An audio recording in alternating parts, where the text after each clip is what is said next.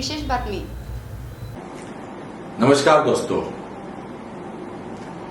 आज एक नए सिक्के के बारे में बताने जा रहा हूं जो निश्चित रूप से अत्यंत दुर्लभ तो है ही है, लेकिन उसकी एक खासियत भी है।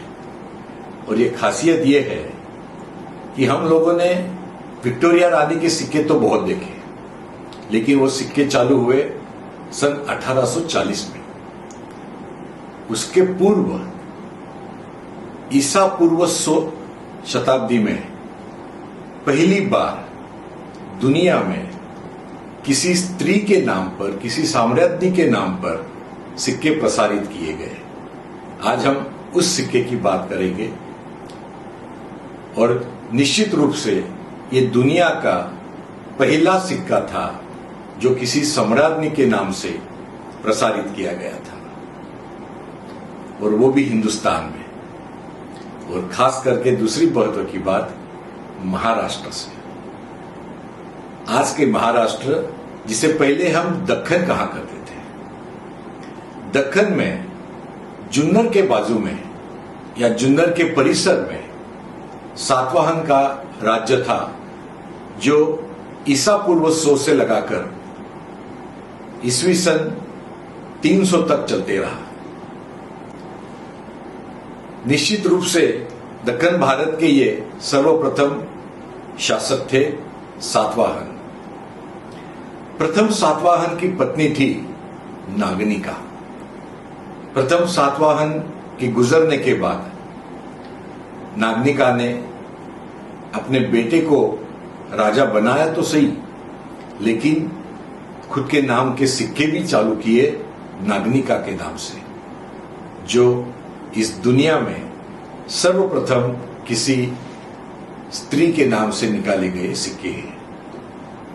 जुन्नर की गुफाओं में जो सबसे बड़े शिलालेख मिले नागनिका के बारे में, जो लिखा हुआ है, उससे यह ज्ञात हुआ कि ये सिक्के नागनिका ने ईसा पूर्व 100 साल में बनवाए थे। और उसी शिलालेख में लिखा हुआ है कि उस जमाने में इनका व्यापार एक व्यापार केंद्र था और इनका व्यापार रोमन साम्राज्य तक चलते जा रहा था। निश्चित रूप से ये बहुत ही समृद्ध ऐसा साम्राज्य था।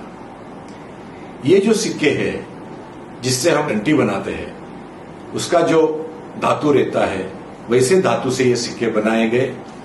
इसका वजन करीबन 7 ग्राम का होता है। सामने के बाजू में ब्राह्मणी वर्ण में लिखावट होती है। ऊपर के बाजू में सी, री, स, त, क, नी, स ये अक्षर अंकित होते हैं, और नीचे क, नी, सा ये शब्द दिखाई देते हैं। ये सभी शब्द ब्राह्मणी लिपि में लिखे हुए होते हैं।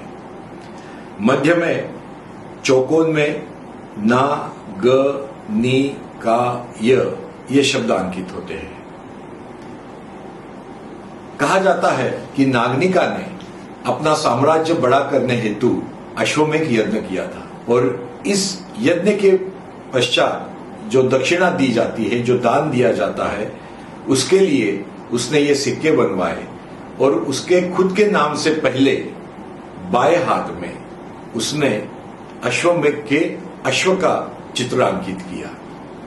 कुछ सिक्कों में ये दिखाई देता है, कुछ में नहीं दिखाई देता, लेकिन ये अश्व इस बात का प्रतीक है कि रानी कितनी शक्तिशाली थी और उसका साम्राज्य कितना बलशाली था। सिक्के के पीछे के बाजू में उज्जैनी प्रतीक है, जिसके 4 गोल में स्वस्तिक का चिन्ह अंकित किया हुआ है। ये सिक्के निश्चित रूप से बहुत ही दुर्लभ है, और हर एक की मानसा इच्छा होती है कि ये सिक्के उनके संग्रह में हो।